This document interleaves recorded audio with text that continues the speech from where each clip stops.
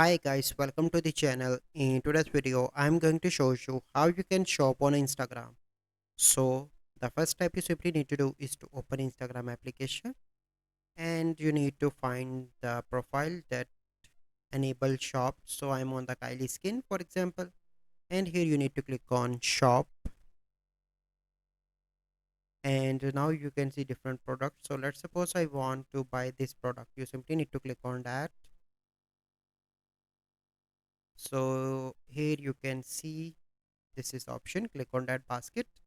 So your basket is currently empty, so you can see different information about the product. Here you simply need to click on view on website,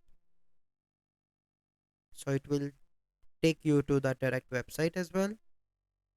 Okay, and from here you need to add to the cart, and after that you simply need to click on checkout and you can easily purchase that.